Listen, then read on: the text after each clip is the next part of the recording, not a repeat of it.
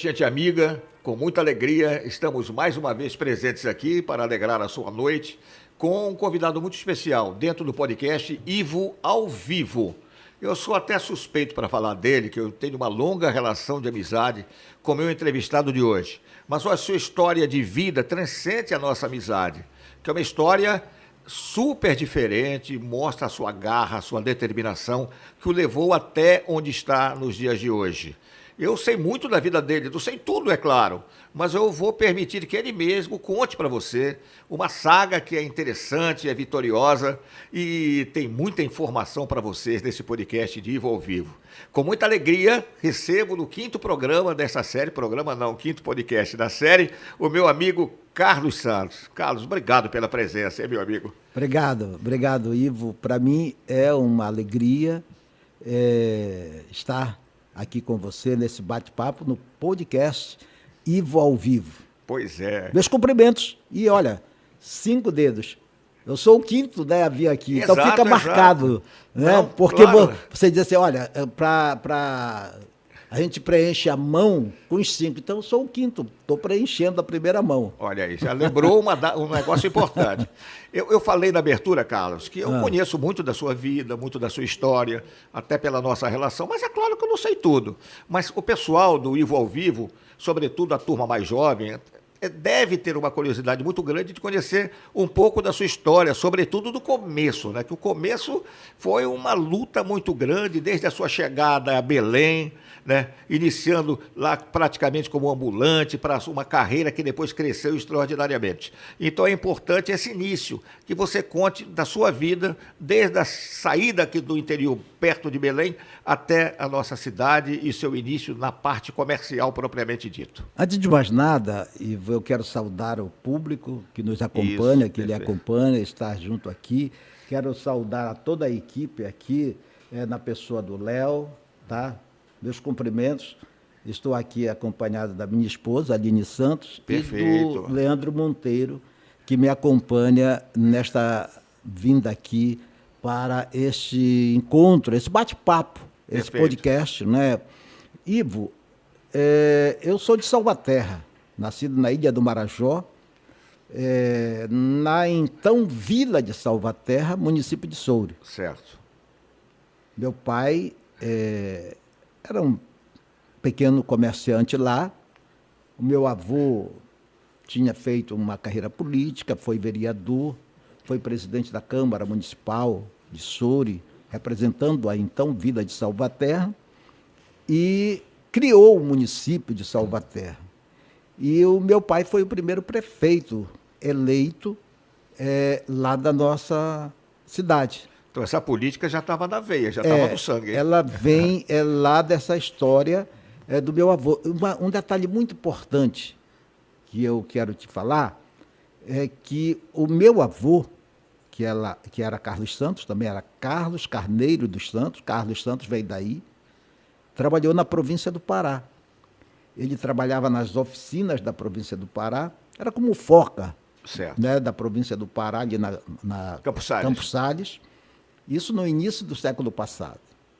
E ele foi acometido de um problema nos pulmões, né? E naquela época tinha problema de tratamento e o médico da família disse, olha, só a cura para esse problema no pulmão é o ar puro, respirar ar puro. E você tem duas alternativas de município para você se tratar. É Peixe-Boi, aqui na região Nordeste, certo, próximo de Salinas, e Salvaterra, no Marajó, a vila de Salvaterra, então, município de Soure. E ele fez a opção de ir para Soure, muito jovem ainda, e lá conheceu a minha avó, Inês, e começou a família daí, de Salvaterra. Essa é uma pequena história que ninguém sabe. Não, mas é interessante ver o começo de tudo. O começo de tudo, porque na vida, Ivo, tudo tem um começo. Né? Tudo tem um ponto de partida. O nosso medo é o fim, né? É.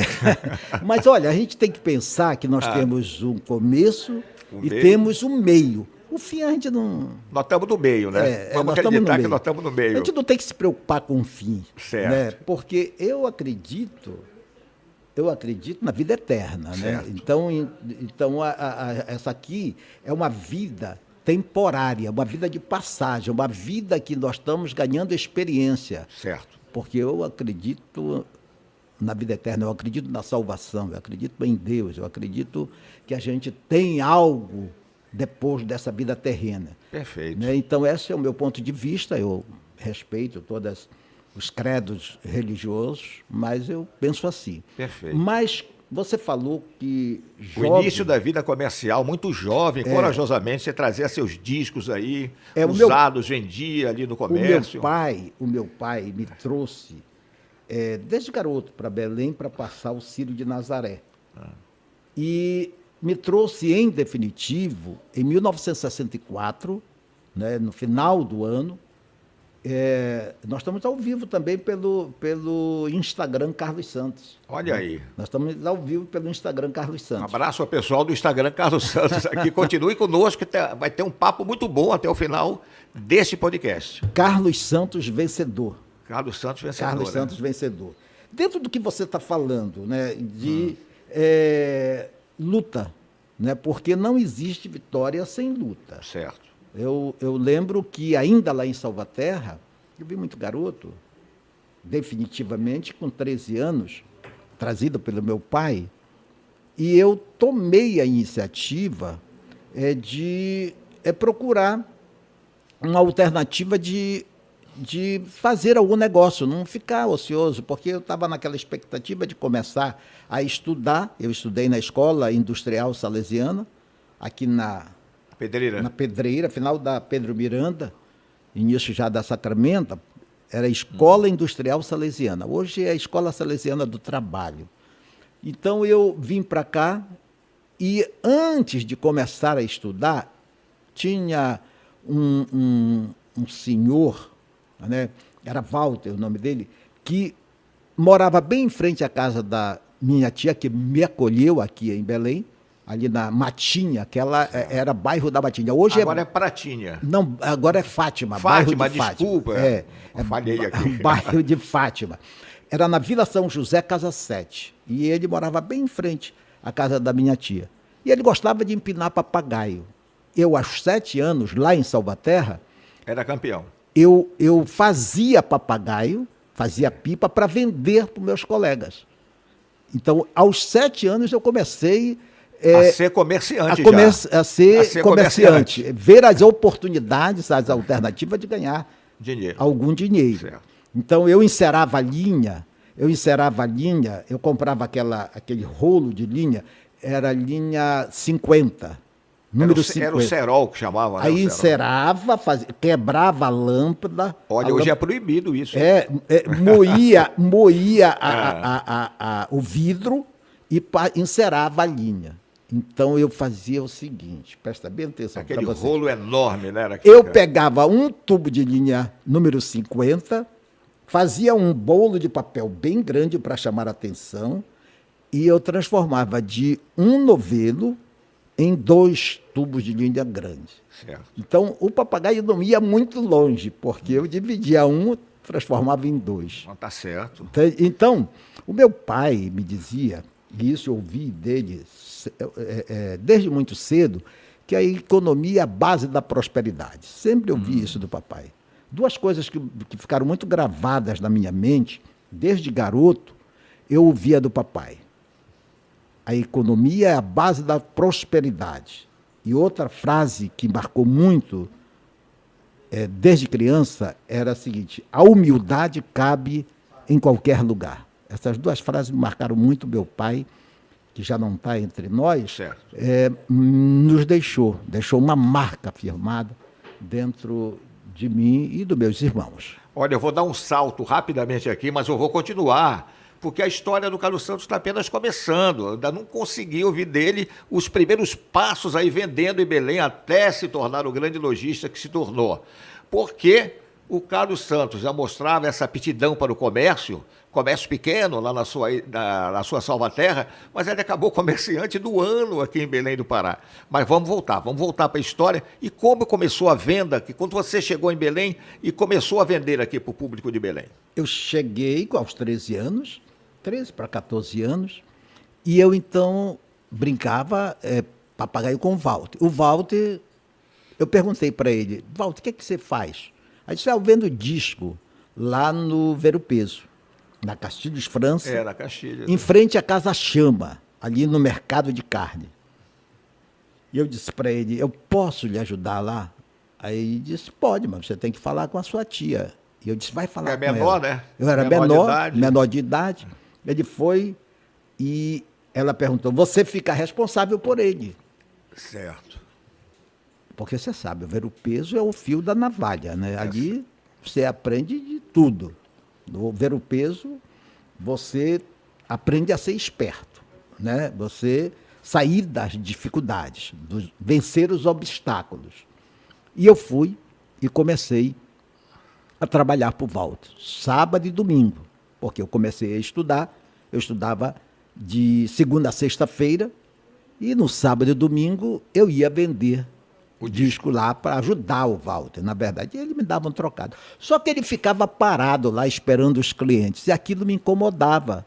Aquilo me incomodava porque não era toda hora que chegava cliente para comprar. Um dia eu cheguei e disse: Walter, me dá alguns discos que eu quero sair para vender. Aí ele perguntou: aonde você vai? Ainda com 7 anos, 8 anos? Não, já estava com 13. Ah, 13. Eu já estava aqui em Belém. Desculpa. 7 anos. Tem 7 anos era o tubo de cerol. Lá em Salvaterra. A linha 50 virava 2. Tá certo. O tubo de linha, número 50, eu transformava em 2 tubos. Mas isso foi lá em Salvaterra. Essa, na verdade, foi um embrião, né? Foi o que eu comecei a despertar um sonho em mim. Mas mesmo com 13 anos, assumir uma responsabilidade de começar a falar, cantar, não é cantar, não, o cliente não é fácil, não. Veio depois. Oi.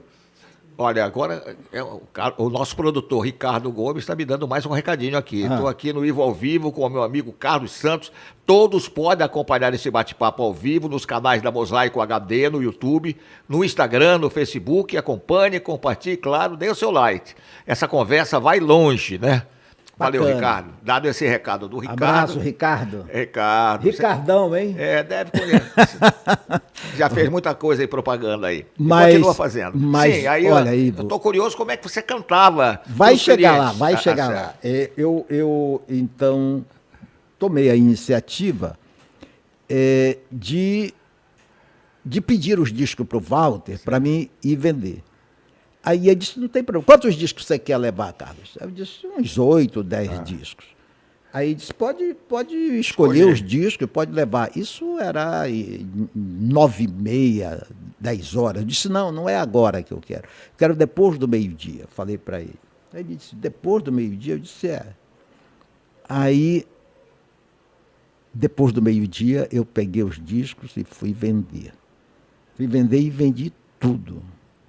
Mas circulando ali pelo Ver-o-Peso, andando... Eu vou lhe explicar como eu consegui vender tudo. Eu quero ver se ainda vira comerciante também. Você que está acompanhando pode anotar que isso é o detalhe para quem quer vender. Hoje você verifica isso na internet, o que eu fazia empiricamente, Certo. intuitivamente, naquela minha ideia lá de 13, 14 anos. E eu saí e vendi tudo.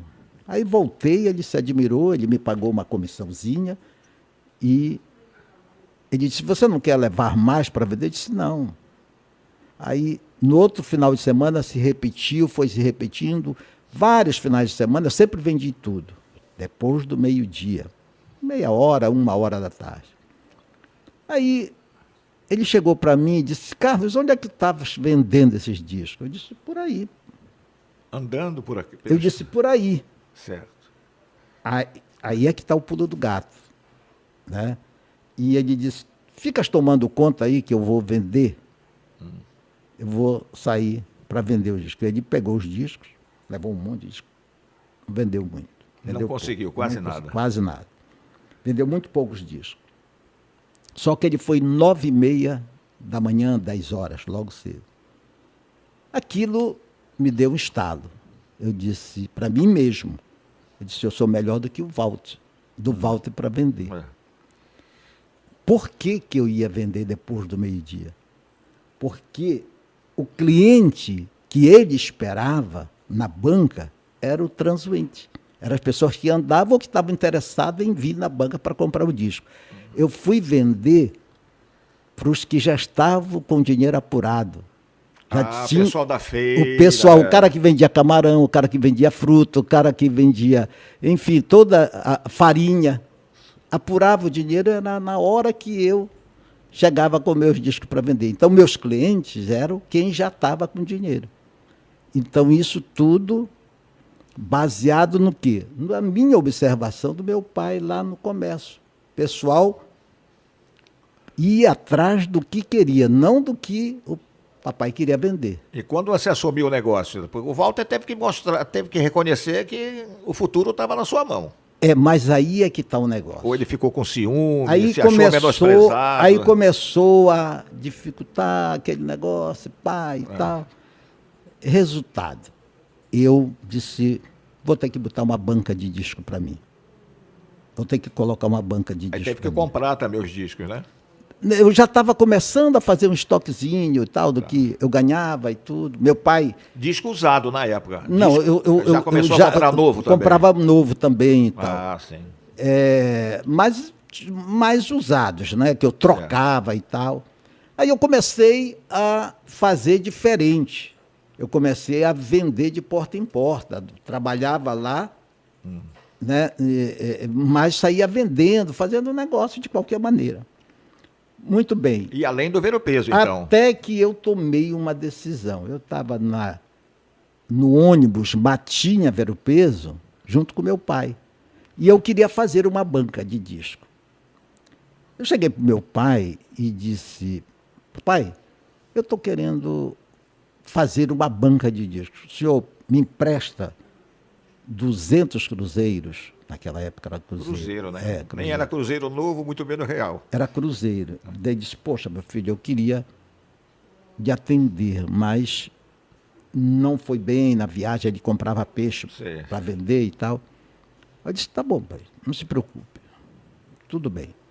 Aí eu fui e tal, para casa, fiquei, na casa da titia, fiquei pensando, pô, se eu não posso contar com meu pai, porque ele não pôde me ajudar, se ele pudesse me ajudaria, eu não vou contar com ninguém, eu vou contar com Deus e comigo mesmo. E tomei uma decisão de, mesmo assim, começar a minha venda própria. O que é que eu fiz?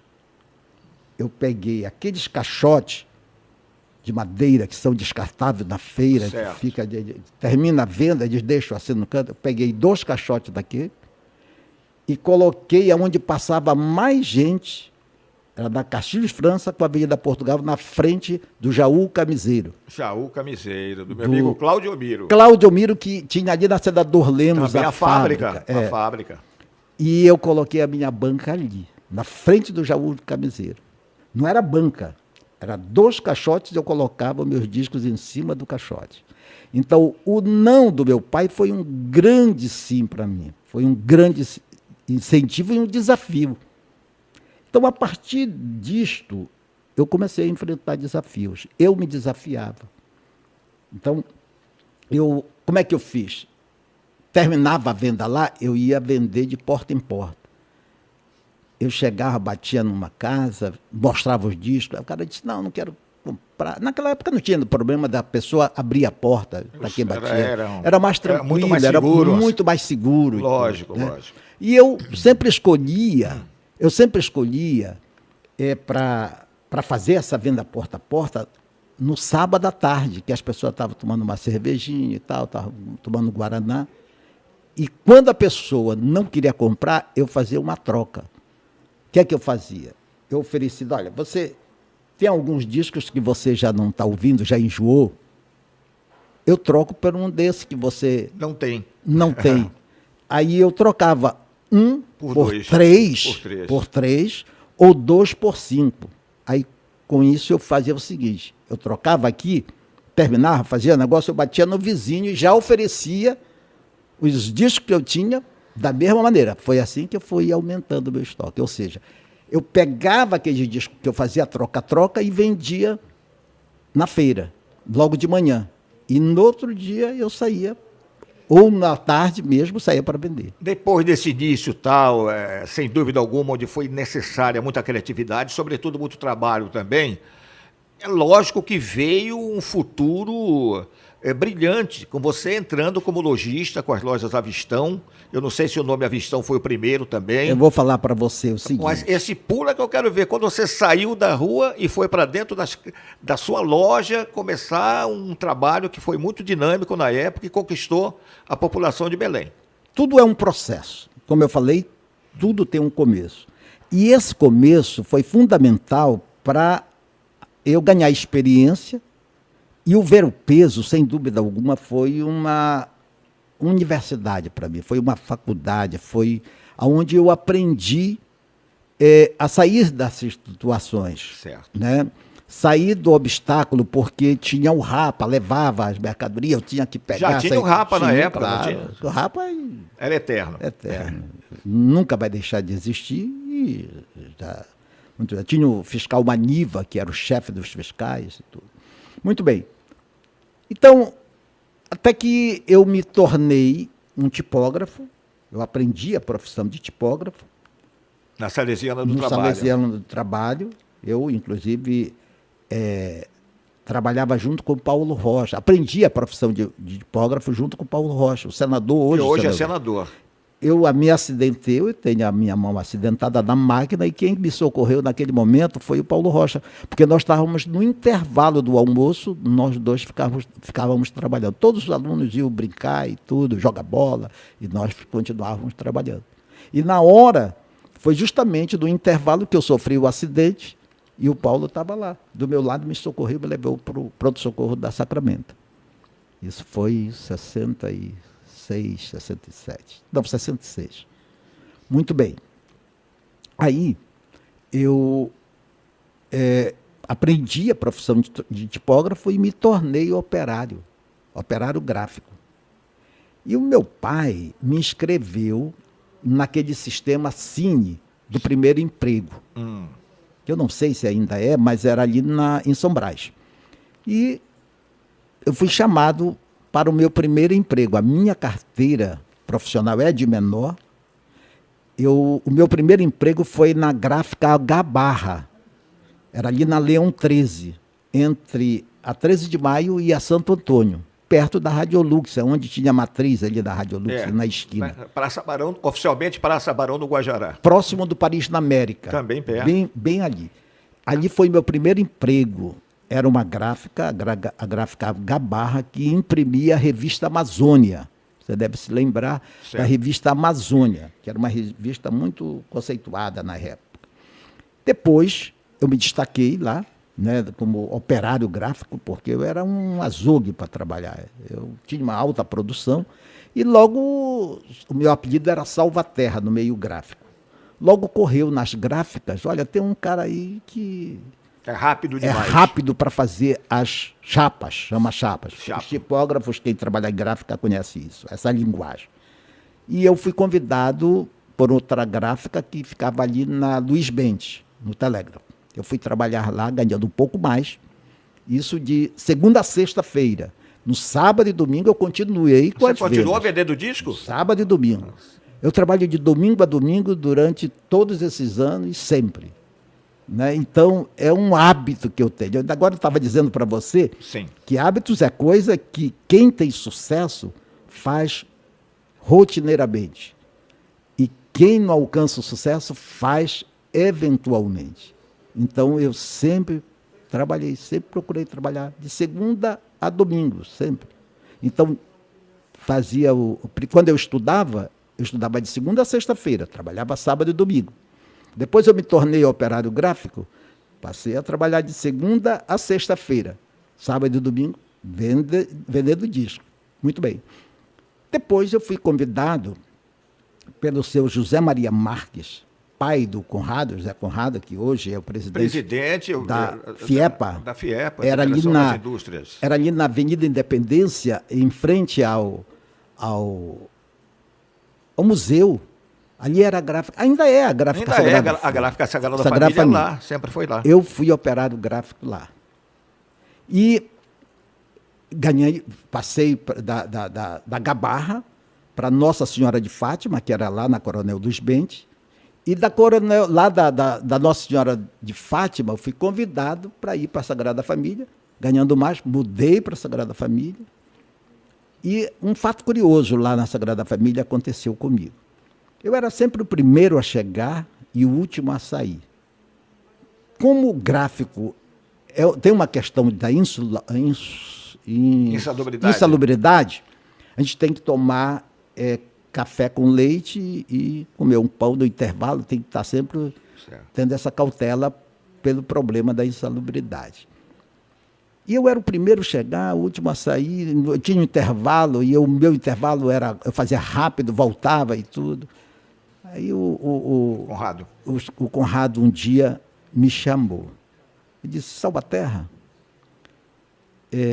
quero falar contigo. Daí eu fui da mesa dele, aí disse, pois não. Ele disse, Salvaterra, com que é que teu pai trabalha? Aí eu disse para ele, olha, ele compra peixe, compra peixe lá no Pacobal e tal, ele tem um barco alugado e tal. Por que tu não vais trabalhar com teu pai?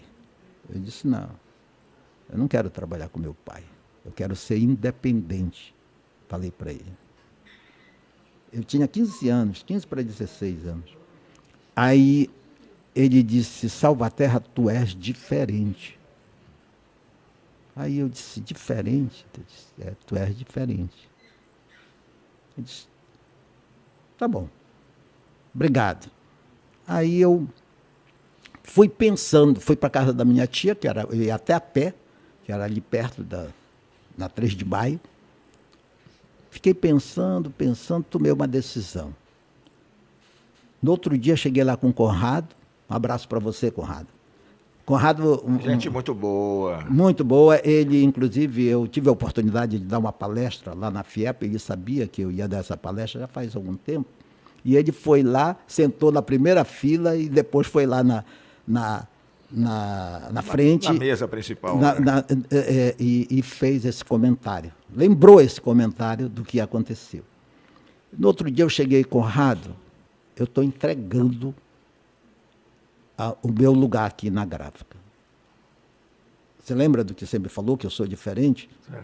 Então eu vou fazer a diferença. Aí disse, vai trabalhar com teu pai? Eu disse, não, eu já falei para você que eu não quero trabalhar com meu pai. Eu quero ser independente. E eu vou ser independente. Aí entreguei o meu lugar, peguei o que recebi, fui lá na gráfica, lá na Escola Industrial Salesiana, falei com Paulo Rocha. Eu disse, Paulo Rocha, eu quero fazer agora uma banca de disco, eu vou vender disco no comércio. Aí disse, olha, eu não posso fazer, porque aqui não é marcenaria, mas o Serrão, que é o chefe da Cefanaria, daí me levou, olha, aqui eu Salvaterra e tal, e ajeitamos lá, eu já tinha mais ou menos como eu queria a banca, daí fiz a banca lá, bem feita e tal. Aí eu fui escolher um local, foi lá na 15 de novembro, entre Campos Sales e Padre Eutíquio.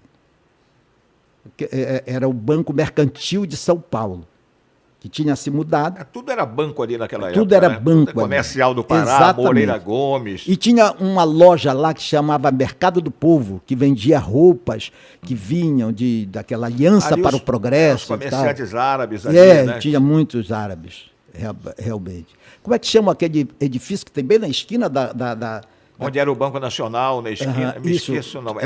A sede do Banco Nacional era no no térreo. térreo, É. exatamente. Aí tem um prédio que tem muitos escritórios. Hoje já mudou, muita gente já mudou lá por questão do trânsito e tudo. Mas ali eu coloquei a minha primeira banca de disco. E eu ganhei uma experiência muito grande ali. Deixei de ser operário e passei a ser oficialmente camelô, porque eu tinha uma banca de disco. Antes eu era um vendedor ambulante. Mas eu estou muito curioso saber quando você chegou a lojista, porque foi um salto muito grande. Foi um salto muito grande. As lojas começaram a crescer e você, antes de entrar no meio da comunicação, primeiro foi um comerciante que alcançou até o título de comerciante do ano. Olha, Ivo, Ah, a minha vida é permeada de obstáculos e, fundamentalmente, de decisão. Eu acompanho o Tony Robbins, que, na minha opinião, é o maior palestrante do mundo hoje. Ele tem uma frase que define muito o que eu fiz na minha vida. Ele diz o seguinte: é nos momentos de decisão que o seu destino é traçado. Então, quando eu decidi de pedir ao Walter para ir ajudá-lo, eu dei o pontapé inicial. certo. Mas eu fiz o gol a partir do momento que o Conrado disse que eu era diferente. Então, se eu acreditei que eu era diferente, então eu passei a fazer a diferença. Então, o Conrado realmente tem uma importância Fundamental. fundamental. É claro que a essência disso tudo parte do meu pai, né? Dele ter me dado os primeiros passos no sentido de me servir como exemplo, né? E de ter a decisão de ter me trazido para cá, para Belém, né? Para continuar os meus estudos.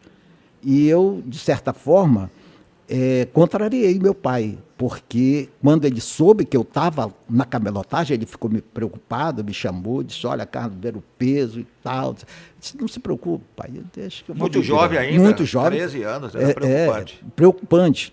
Mas era o que eu queria aprender, eu queria conhecer, eu queria fazer diferente, entende? Eu queria crescer na vida. A verdade é esta, eu queria crescer na Você vida. está aumentando minha curiosidade, que eu estou louco para saber como é que você chegou no Avistão, na sua primeira loja. Olha, se eu falar para você agora, o pessoal vai... Entendeu? Aguenta aí que vocês vão saber. Quantos minutos nós temos aí? Ah, tem. Está na metade do programa ainda. Estamos na metade. Então, veja bem. Falar nisso, deixa eu só interromper. Léo, Ricardo, eu não sou pinguim, não aguento mais de tanto frio, meu amigo. A Aline está bem protegida aí, mas nós aqui estamos pegando todo esse frio, rapaz. Não dá para diminuir ou tirar tanto da nossa direção.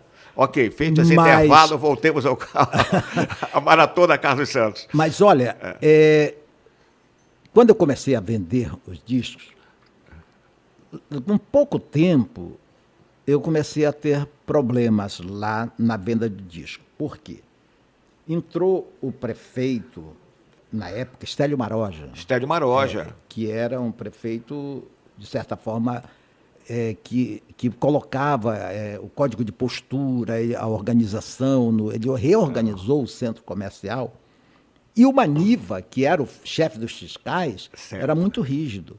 Aí ele não admitia, porque você sabe, o camelô vai ocupando as ruas de tal ordem para expor seus produtos e tudo, e praticamente... Aí o comerciante tradicional começa a ficar aborrecido. E quase não dava espaço para os pedestres. Então eu tive que juntar lá os camelôs, ali naquele perto onde eu trabalhava, Eu disse, vamos lá com o diretor de fiscal. Maniva, o famoso Maniva. Não, o Maniva era o chefe do fiscal, mas eu queria falar com o diretor. Aí eu reuni lá uns 8, mais ou menos, camelôs, fomos lá, e eu disse, diretor, eu não lembro o diretor, o nome dele. Eu disse, eu quero conversar com você, eu quero fazer uma proposta para organizar lá, pelo menos naquela quadra e tudo. Vamos organizar a mercadoria, botar mais coisa, abrir mais o espaço e tal. Aí disse, vocês vão fazer? Eu disse, não, vamos fazer sim e tal, vamos organizar e tal. Aí a turma concordou. Eu era o mais jovem da turma lá dos camelôs, mas eu tive uma certa influência no sentido de manter organizado, e ele permitiu que nós ficássemos lá. Mas você sabe como é que é. O cara vai aumentando, daqui a pouco já estava do jeito que ele queria combater. Que ele queria combater.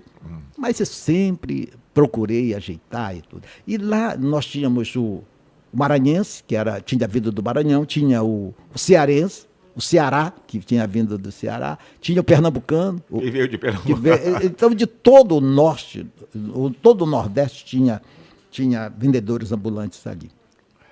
Aí, foi tocando, eu consegui melhorar a minha venda de disco da seguinte maneira. Quando o cliente chegava e eu não tinha o disco que o cliente queria, eu saía, comprava na Record Disco, lá na Campos Salles, ali na frente da Livraria Martins, você deve lembrar disso. Livraria Martins. Eu comprava na Radiolux, com Afonso, eu comprava com Milton Yamada, na Yamada, comprava no Empório Musical, ali na 7 de setembro, comprava na Racisa, ali na Padre Otique, próximo da 13 de maio. Eu saía correndo, comprava o disco, chegava e tudo. Com isso eu fui aumentando meus negócios. Muito bem. Só que o Rapa veio pesado. Eu já estava com um bom estoque de disco. E aqueles discos que eu tratava com tanto carinho, tanto zelo, eles pegaram os discos, jogaram dentro de uma caminhonete e levaram todo, e quem quisesse tinha que ir lá na central de polícia, que era ali atrás da importadora de ferragens, na central de polícia ali, que era... perto aonde era a Rádio Liberal. Bem na frente era a Rádio Liberal. Bem na frente da Rádio Liberal, Que era primeiro radiodifusora e depois... Na época foi fundada como difusora. Isso. E eu fui lá para ver os discos que eles tinham levado. Só que, no momento em que eu vi aquela cena que ficou registrada, dos discos que eles pegaram e jogaram dentro do caminhão, eu disse, eu tenho que sair disso, eu não posso continuar aqui na rua, eu tenho que sair da informalidade. Quando eu fui reaver os meus discos lá na central de polícia, na verdade... Devolveram, mas só poucos discos. Grande parte, os sucessos já tinham... Se perderam no caminho. Se perderam no caminho. Peguei os discos e tomei uma decisão. Aquela frase que o Tony Robbins fala. Tomei uma decisão. Vou ter que arrumar um local para não voltar para a rua. Peguei os discos, vim andando pela 13 de maio e encontrei o Esporte Janete. O Esporte Janete, que era ali na 13 de maio, em frente ao cartório Queiroz Santos, entre Campos Salles e Padre Otíquio. Ali tinha o Esporte Janete. Olhei e vi que uma parede do Esporte Janete estava desocupada, não tinha nada. Do outro lado tinham uns jogos de camisa, e aí eu vi um cidadão consertando chuteira lá.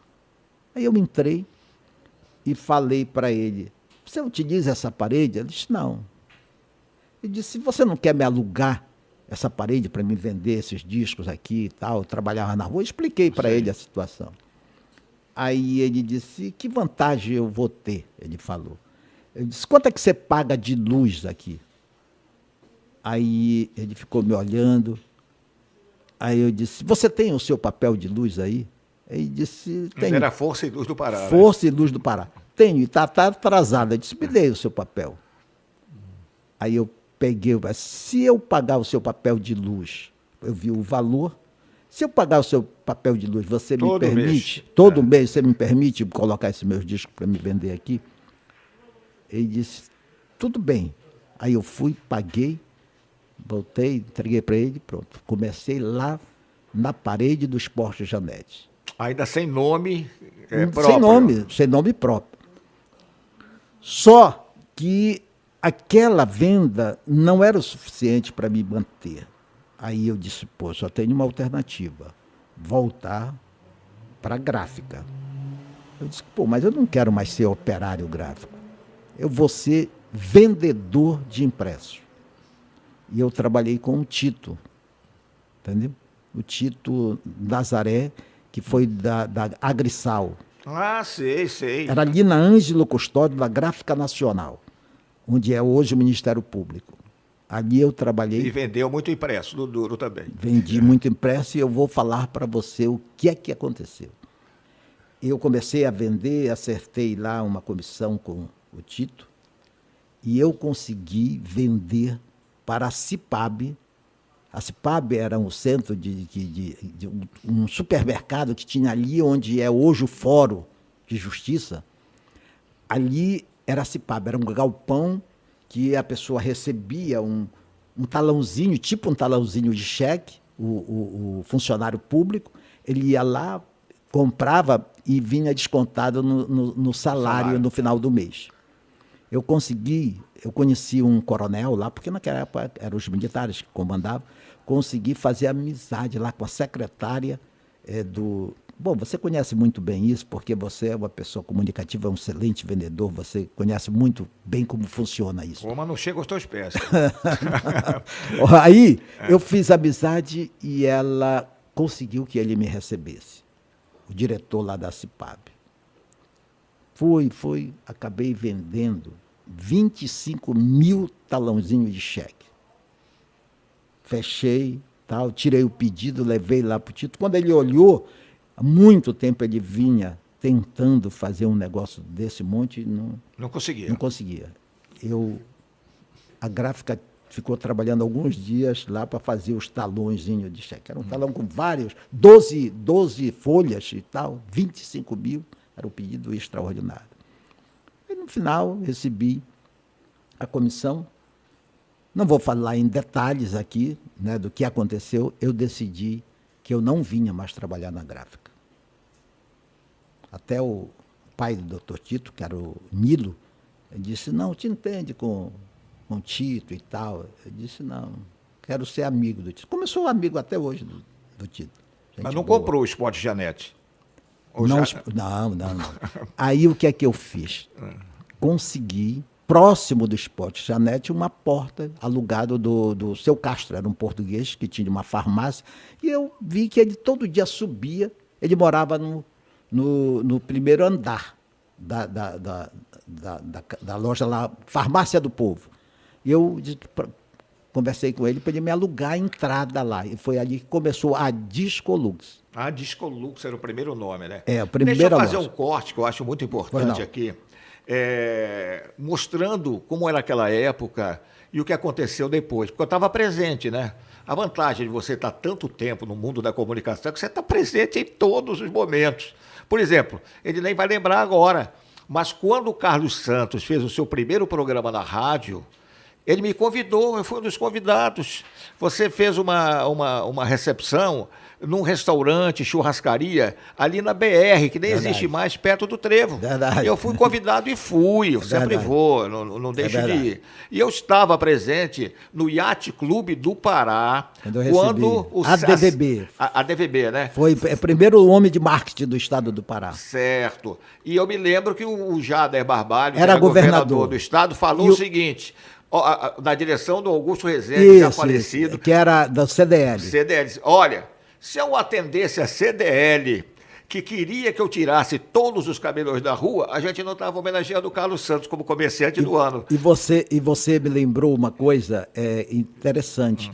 O Rômulo Maiorana, ele pouco ia em eventos, você sabe disso. E Pouco. ele estava presente neste evento. Exato. Eu fui... No Yacht Club, No Yacht Club, ele tinha ajudado a construir. Era e o Comodoro, né? Eu Era não o sei se ele já era o Comodoro naquela época, mas ele estava presente a este evento. Você me lembrou realmente desse detalhe que o hoje senador Jader Barbalho, pai do nosso governador Exato. Helder Barbalho, falou exatamente Foi uma isso. tocada perfeita, né? Se eu atendesse o CDL do Augusto Rezende, que queria que eu tirasse os comerciantes da rua, já vou ver aí, Ricardo, nós não estaríamos homenageando o Carlos Santos. Mas deixa eu ver qual é o recado. Ah, tá, pô, perfeito. Perfeito. Está todo mundo querendo saber, mas ainda não chegamos nem no Carlos Santos, comunicador de rádio, dono de empresa radiofônica. Mas segue aí até a chegada do Avistão, que eu vou passar depois para o comunicador, que até agora não apareceu no programa. Eu vou falar para você. Eu vou dar um salto aí, porque isso tudo está no meu livro, inclusive. Né? Que o livro foi uma sugestão do Carlos Roque. Certo. Um dia eu subindo lá nos escritórios lá da província, eu fui falar com Artemio Guimarães e o Carlos Roque me chamou. Ele disse assim, Carlos, eu tinha saído do governo, foi em 95, ele disse, Carlos, eu gostaria de escrever o teu livro. Eu disse, pô, mas Carlos, Carlos Roque, eu sou muito jovem, pô, para... Tem uma história tão detalhada. Vamos deixar isso mais lá para frente. Ele disse, não, Carlos, grava, tudo que tu lembrares, coloca numa fita cassete, pega um gravador numa fita cassete e vai gravando tudo. Ele falou para mim assim, eu disse, tá, tudo bem, ele disse, eu já tenho até o nome do teu livro, ele falou. Ele disse, como é que é? Ele disse... de camelô a governador, a história de um vencedor. Eu disse, gostei do nome. E realmente eu comecei a gravar e, lamentavelmente, pouco tempo depois, poucos meses depois, o Carlos Roque faleceu, né? Veio a falecer. Era um grande jornalista. Mas ele deixou o nome, vai chamar o nome do meu livro. Certo. E é por isso que o meu Instagram é Carlos Santos Vencedor. Justamente vem da sugestão do Carlos Roque. Eu quero dizer o seguinte também. Eu tenho uma agência de publicidade, Valmaral Publicidade, e nessa época, quando o Carlos Santos assumiu o governo do Estado, eu atendi a CESPA, Secretaria de Saúde, que era o doutor Hernânio, comandante. Que, aliás, foi ministro, né? Foi ministro também. Quando o governo foi transferido para o Carlos Santos, evidentemente, eu continuei atendendo a CESPA e passei a ter um contato com ele também. E o Carlos Santos se lembra bem disso. Eu sempre fui um cara que procurei respeitar um pouco a liturgia do cargo. O fato de ser amigo dele, eu chamava de Carlinhos, na brincadeira, mas quando ele chegou no governo, eu só tratava como governador, ele se lembra disso, né? Claro, governador. Claro. É verdade. Porque alguns colegas não entendiam dessa maneira na época, né? Isso você teve alguns problemas. Mas eu sempre tratei como governador quando estava em missão oficial. Intimamente assim, pouca gente olhando, eu podia até relaxar. Não, mas isso não é uma coisa que faz... que vai mudar. Eu sei. Eu sempre lembro aquela frase do meu pai, a humildade cabe em qualquer lugar. Eu sei. Mas, voltando ao assunto, eu vou rapidamente, você falou sobre o Avistão. Da Discossom veio a Discolux, a Discolux, melhor, primeiro a Discolux é sucesso no mercado do disco. No dia que eu inaugurei, a base era a venda de disco, só venda de disco. No dia que eu inaugurei a Discolux, que tinha 90 centímetros de largura por 3 metros de comprimento, na verdade um pé de escada, eu chamei o Titã para fazer propaganda para mim. Titã. Vou te dar o nome dele, Leonardo Brando Scardino. Te lembra? Titã, morava ali na 28 de setembro. Que vinha a ser tio do Artemio Guimarães. Tá aí, essa eu não sabia. O nome do Artemio era grande superintendente da província, seu amigo, foi meu chefe há muito tempo, era Artemio Scardino Guimarães. Olha, então, eu depois inaugurei a Discolândia na Campos Salles, 120, em frente à Loteria do Estado, depois da Discossom. Aí eu fiz o Trio Elétrico do Sucesso. Aí comecei a vender colchões, vender móveis, eletrodomésticos e tal. E comecei a vender pelas financeiras. As financeiras tiveram um grande problema no início dos anos 70 e não nos repassavam o dinheiro. E com isso começou a ter problemas de pagamento. Tá? Aí um dia o Pedro Américo, foi quando Pedro Américo começou a trabalhar com mim. Era um veterano desenhista lá. Meu amigo Pedro Américo, um abraço para Pedro Américo. Ontem eu falei com ele. Nunca mais ouvi o Pedro Américo na vida. Está com 80 anos já. Ele trabalhou comigo também.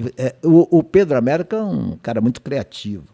E o Pedro Américo sempre ele trabalhava com o Guilherme Massal, da GM Modas. Ele me procurava para querer fazer anúncio. Eu disse, não, eu tenho a minha agência e tal. Eu dizia que eu mesmo tratava e tal. Até que quando eu botei a terceira loja de excursão, eu chamei ele começou a fazer a propaganda e tal, na Rádio Marajoara, no Almi Silva e pá e tal. E assim começou. O Pedro Américo fazia a propaganda do Trio Elétrico do Sucesso. Não tinha ainda a Vistão. Em razão dessa dificuldade, pelas financeiras não nos repassarem, eu comecei a ter problema de crédito, de atraso e tal. Eu chamei Pedro, temos que encontrar uma solução para conseguir dinheiro, temos que vender à vista. Aí o Pedro Américo, vamos fazer o seguinte, vamos fazer a promoção Discossom à Vistão. Discossom, promoção à Vistão. Aí começou. Mas o nome foi excelente, Discossom, promoção à Vistão. Era esta a primeira promoção com o nome à Vistão. Discossom, promoção à Vistão. E eu comecei a perceber, porque a gente começou a vender realmente à vista mais barato e tudo. Comecei a perceber que os clientes falavam, eu vou lá no Avistão. Não falava, mas o nome da loja era Discossom. Eu chamei o Pedro e falei, Pedro, o pessoal está dizendo que vai lá do Avistão. Vamos inverter, botar Avistão Discossom? Aí nós invertemos, colocamos Avistão Discossom, botamos o Avistão na frente. E foi daí um passo para tirar a Discossom e ficar só Avistão. Discossom já virou um subproduto. Um subproduto. Agora, deixa eu contar uma coisa para você que nunca falei na vida. Mas eu me lembro que eu batizei de brincadeira o Preço Carlos Santos. Você não sabe dessa história, porque eu nunca contei para ninguém. O que é o Preço Carlos Santos? Tudo terminava em 99. 99. Você inventou essa história. A prestação era R$ 15,99. Tudo era... Era R$ 9,99. Nada era o dinheiro inteiro. Isso influenciava, parecia que o preço era mais barato, quando na realidade não era. Era uma diferença mínima. Era um chamativo, né? Mas, na verdade, eu te falo o seguinte, não fui eu que inventei. Eu copiei do MAP de São Paulo. São Paulo. Mas aqui em Belém... o MAP só tinha em São Paulo, né? Que foi um grande coisa. Eu me lembro do MAP. Eu entrava no MAP, quando eu ia para São Paulo, eu entrava no MAP, que era uma loja muito popular em São Paulo e grande, ali na Praça Azevedo, né? Bem em frente ao Teatro Municipal. Ramos de Azevedo, a Praça Ramos de Azevedo. Aí eu ficava... tudo final 9, eu digo, vou fazer isso em Belém. Daí 15,99, 8,99. Eu copiei. Eu batizei aqui de Preço Carlos Santos. Você nem sabe dessa história. Eu fico feliz, mas eu quero dar crédito ao MAP que eu copiei do MAP. Tá bom. Eu quero dizer também o seguinte para você. Aliás, Ivo, copiar o que é bom não é demérito, não é demérito, é uma virtude até. Você, o que se chama hoje modelar, né? Você modelar quem é sucesso é uma questão de inteligência. É só lembrar o nosso velho guru, Chacrinha, né? Nada se cria nesta vida, tudo se copia. Tudo se copia. E se você copia bem, não é crime nenhum. Eu acho que a originalidade prevalece, mas a sequência do trabalho é bem feito, né? O importante é você até se inspirar naquele que você admira, naquilo que você gosta, mas você criar a sua identidade, porque ninguém ninguém, eu não posso ser igual a você e você nunca será igual a mim, Certo. porque Deus nos fez únicos, só existe um Ivo Amaral e só existe um Carlos Santos. Olha, a história do Carlos Santos é tão grande, vocês já perceberam, né? A gente teria que fazer 3 programas para ele contar tudo da sua vida. Mas eu vou de novo fazer um atalho para registrar uma coisa interessante que ainda não chegamos nela, que é o mundo discográfico, o Carlos Santos cantor. Eu me lembro, e agora já falando direto para ele, que nos anos 70, por aí, eu ia muito a São Paulo, porque naquele tempo a gente gravava os comerciais de televisão em filme. Ainda não tinha o recurso de gravar em videotape. Tinha um grande amigo na época chamado Sebastião Souza Lima Produções Cinematográficas, e de 2 em 2 meses, no máximo, eu estava em São Paulo, passava uma semana acompanhando filmagem lá, e eu, cinemaníaco como sou, tinha um mundo de cinemas na Avenida São João. Eu ia a todos. E descendo a Avenida São João de ponta a ponta... Próximo da Ipiranga. Não havia uma loja pequena de disco que não tivesse o disco do Carlos Santos na capa, na parede. Realmente foi uma época extraordinária. Tempo do Quero Você, Todinha Pra Mim e outros sucessos. Né? Isso é uma fase da minha vida e eu vou te falar como é que começou essa história da minha ligação... Do Carlos Santos cantor. Da minha ligação com a música. O meu pai, lá no interior, em Salvaterra, tinha os Sonoros Carioca. E ele vinha para Cabo Belém, comprava os sucessos do momento, como Noite do Estrada, e levava para lá, e tocava, e eu tinha que arear aquelas agulhas que passava na lixa para trocar e tal, para ter um som melhor. Era os 78 rotações, 78 era aquele rotações. Negócio de quebrar, não era vinil, como era o nome daquilo? Não sei. Carnaúba, eu acho, alguma coisa Caiu assim. no chão, quebrou. Então, aquele era pesado, aquilo era pesado. Então, dali veio a minha identificação com a música. Quando cheguei aqui em Belém, aos 13 anos, eu comecei... nos finais de semana, depois, minha ligação com o disco e tal. Quando eu coloquei a Discolux, o que é que eu fiz? Eu comecei a visitar os programas divulgando os lançamentos. Saía um disco novo, eu não esperava as gravadoras divulgarem, eu ia nos programas, divulgava. E o J. Menideia tinha um programa... Na Rádio Clube, Na né? Rádio Clube, que era ali na Presidente Vargas, no Palácio do Rádio, segundo andar. Ele tinha um programa que ele apresentava juntamente com o que foi do Tribunal de Contas do Estado, Lauro Sabá. Lauro Sabá. Ele tinha um programa que chamava A Voz Municipalista. E logo depois do programa A Voz Municipalista, as ondas da Rádio Clube se dividiam. Ficava a onda média só para a capital e tudo, e a onda tropical que só para o interior. Era muito forte, abrangia todo o interior do estado. Então tinha um programa comandado pelo J. Menineia, chamado Boa Noite Pará. Aí eu toda noite ia lá na Rádio Clube, no Boa Noite Pará, divulgar os discos. Aí o J. Menineia me perguntava, eu falava e tudo, ia também o Wilson Kawage. O Wilson Kawage ia, e começamos aí. Um comerciante também, né? Ele gostava desse contato com rádio e tudo. E eu comecei a falar na Rádio Clube exatamente no Boa Noite Pará. Um dia, o J. Menineia chegou para mim e disse, olha, Carlos, tenho uma notícia não agradável para você. O Lauro Penalber, que era o diretor da Rádio Clube... Lorival Penalber. Lorival Penalber. Disse que você não pode falar porque você não é radialista, não tem carteira de radialista. Naquele tempo havia uma certa exigência. Né? Sim, tinha que ter. Você não pode falar porque o sindicato vem cobrar da Rádio Clube e tal. Eu disse, não te preocupa não, mas eu posso continuar vindo aqui, mesmo que eu não fale? Ele disse, pode. Então eu continuei indo para lá toda noite, porque eu queria observar ele apresentando o programa. Né? Eu queria observar, e fiquei observando. Então aquilo me deu uma vontade louca de ter o meu programa. O Eloy Santos fazia muito sucesso na Rádio Marajoara, de 3 às 6 horas da tarde. 3 às 6 e depois voltava às 9. Com a volta do Boêmio. Com a volta do Hora e a Vez do Boêmio. Hora e a vez do Boêmio. E o Eloy Santos fazia um sucesso, sabe? Você lembra disso? De 3 às 6 horas da tarde. E o Bené, que era o operador, né? Deixa eu fazer só Faça. registrar Mercedes Levi e o Sandoval, que fala encontro emocionante desses gigantes da comunicação do Pará. Gostava do programa Carlos Santos na TV e as promoções das lojas dele, o Avistão, olha.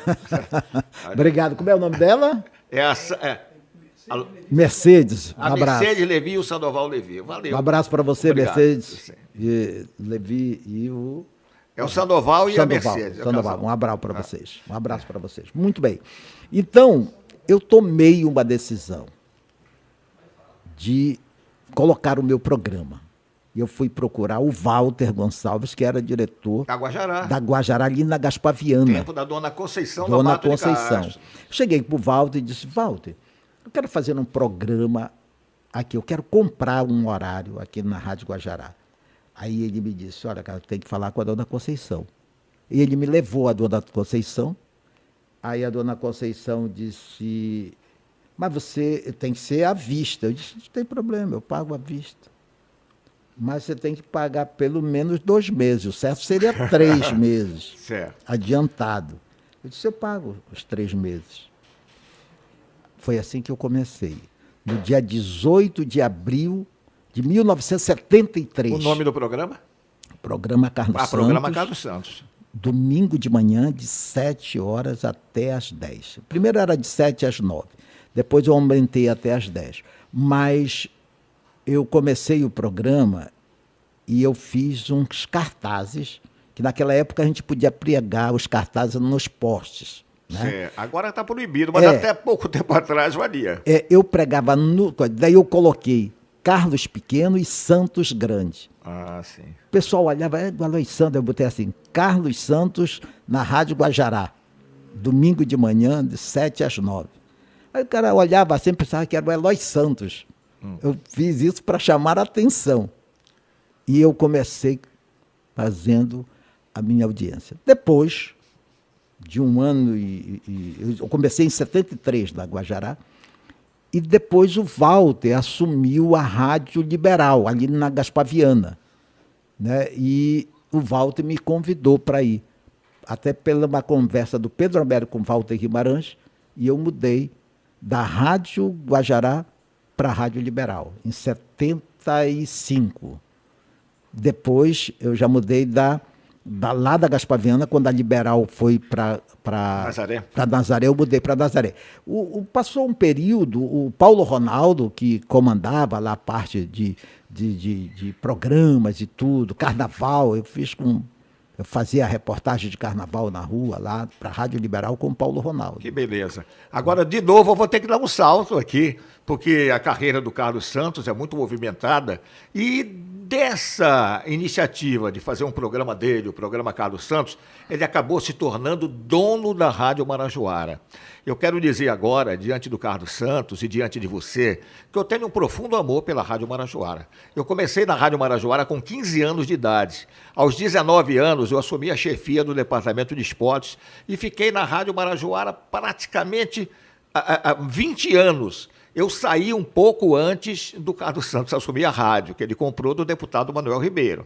No tempo do Manuel Ribeiro, eu ainda permaneci na rádio, mas depois eu resolvi abandonar a emissora e o Carlos Santos chegou pouco depois numa emissora que era um padrão, chegou a ser um padrão na época, num rádio impensável de se fazer no dia de hoje. Era impossível.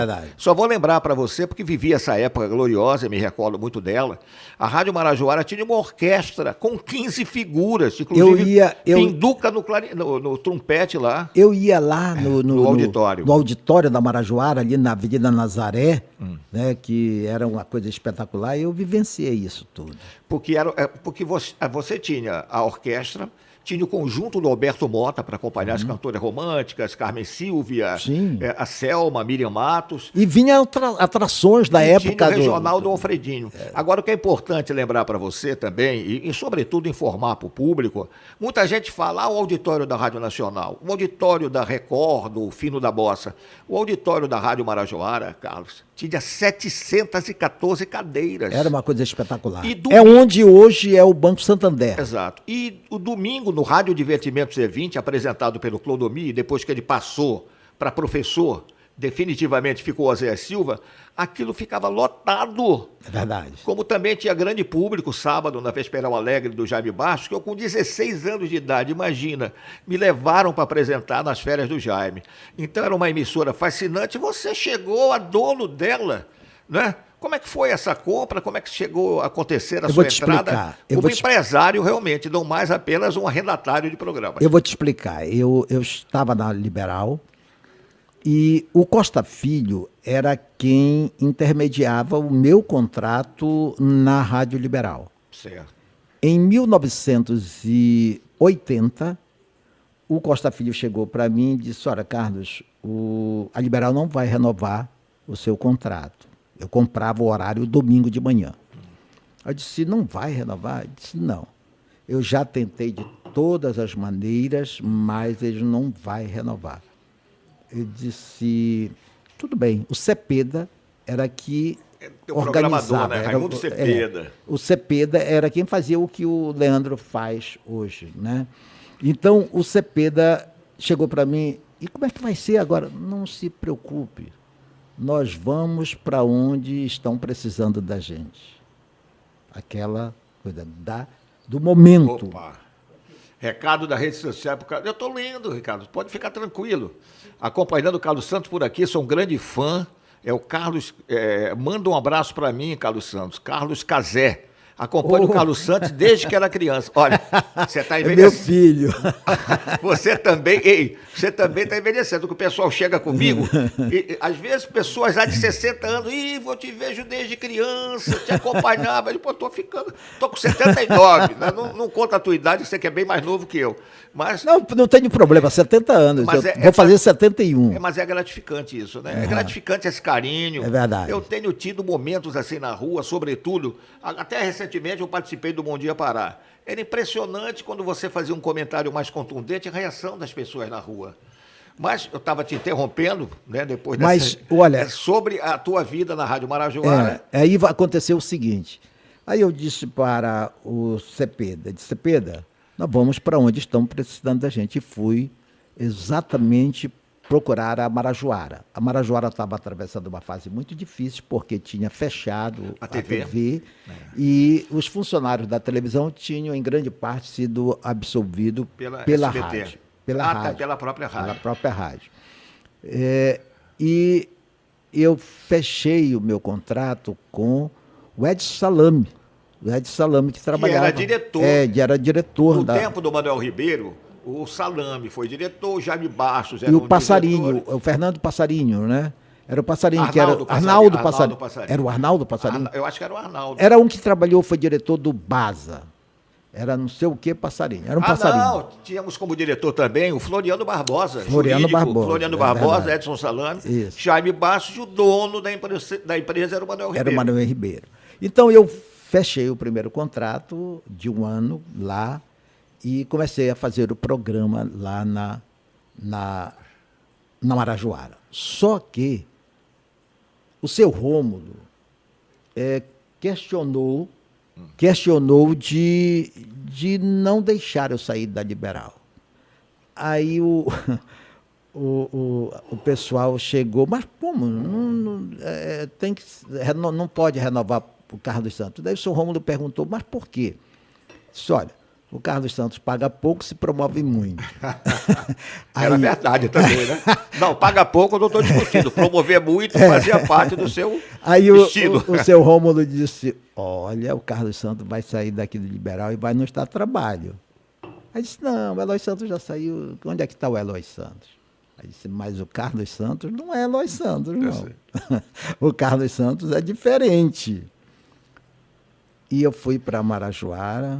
Aí depois eu arrendei a Marajoara. Um dia, o Jones Tavares, que trabalhava na direção comercial. Direção comercial, me chamou e disse: Carlos, por que tu não compra a Marajoara? Aí eu disse: mas o Manuel Ribeiro é político, ele não vai vender. O Manuel Ribeiro não era bem do ramo da comunicação, né? Aí o Jônia disse assim: vai em Brasília, Carlos, não fala aqui, vai em Brasília procurar o Manuel Ribeiro. E eu fui a Brasília, procurei o Manuel Ribeiro. Um abraço para você, Jones Tavares. Meu amigo. Foi teu diretor também. Foi meu diretor também, comercial da Marajoara. Não, diretor-geral da Marajoara. Diretor-geral, desculpa. Que era o Guilherme Guerreiro, era o diretor comercial. Era o chefe de esporte. Diretor comercial também, o Guerreiro. Ronaldo Porto, que era o comercial. Sim. E o Guilherme Guerreiro de esporte, e fazia também a parte comercial. Muito bem. O Jones Tavares me falou, vai em Brasília, Carlos, conversa diretamente com o Manuel Ribeiro. Eu fui, pela sugestão do Jones de Lara Tavares, e deu certo, porque eu conversei com o Manuel Ribeiro e disse, olha, Carlos, porque eu tinha arrendado a rádio. Eu cheguei para o Manuel Ribeiro e disse, Manuel Ribeiro, nós precisamos melhorar o som da rádio, comprar válvulas novas. Ele disse, Carlos, eu não coloco nenhum prego ali na Rádio Marajoara. Eu disse, então faz o seguinte, eu compro o que precisa comprar e abato do que eu tinha que pagar para ele mensal. Eu disse, não quero. Eu disse, então me venda a rádio. Aí ele disse, não pense em vender, porque o Javas Passarinho me colocou nesse negócio, disse que ia roubar comercial do Banco, da Caixa Econômica, do Correio e do Banco do Brasil, e até hoje não conseguiu. Não chegaram os comerciais e tudo. Eu disse, então me venda. E ele disse, não. Aí, antes dele me dizer não e não, eu disse, se você fosse vender, quanto seria? Aí ele deu o valor, disse, está fechado. Não pedi desconto nem nada. Ele disse, como é que eu posso pagar isso para você? Aí ele disse, a minha esposa, como é que era o nome dela? Nazaré. Era Nazaré? Não, era. Não, Alice. Bom, a minha esposa quer comprar um apartamento ali na Praça Guiar, da Incol. Eu disse, vamos fazer o seguinte. Ele morou muito tempo ali, aquele apartamento bem grande, quase na esquina da Quintino Bocaiúva. Eu nunca fui na casa dele, eu não sei exatamente, mas eu sei que eu disse, você veja quanto é o apartamento, eu compro e o restante você me facilita. Em 24 vezes. Ele disse, não, 12 vezes, cara. Vai, conversa, vem. Ficou em 18 vezes. Eu dei o apartamento que eu paguei para ele de entrada e o restante em 18 vezes. Só que eu fui salvo pelo gongo, porque eram prestações altas e aquilo me atrapalhou muito. Veio aquela tablita que ia diminuindo a cada mês e ia baixando. Sei.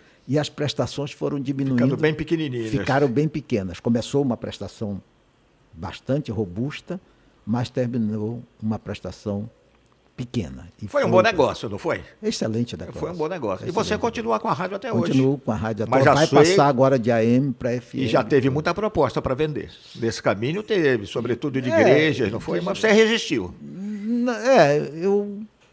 Eu sou um homem de negócios, né, Sei. Ivo? Eu não tenho assim, por que dizer, porque isso é tudo bens materiais. Certo. Né? Mas sempre fica o amor pela Sim, rádio, claro, pela paixão. mas eu nunca decididamente assim pensei em negociar, não. Pois é. E o pessoal não sabe, vou dizer rapidamente também, que esgotamos o tempo regulamentar. Já? Sou narrador esportivo, já ultrapassamos o tempo regulamentar em 10 minutos, mas a conversa foi extremamente prazerosa, está sendo extremamente prazerosa. Eu tinha um compromisso com o Carlos Santos, que ele falou uma vez comigo, e eu estava atento para cumprir, mas os negócios mudam, evoluem, né? E o Carlos Santos acabou vendendo antes da inauguração. Verdade. Eu tinha um compromisso com o Deu Carlos inaugurar Santos. No mês de outubro 10, às 10 horas da manhã, a rádio a TV Canal Marajoara, 10. TV Marajoara.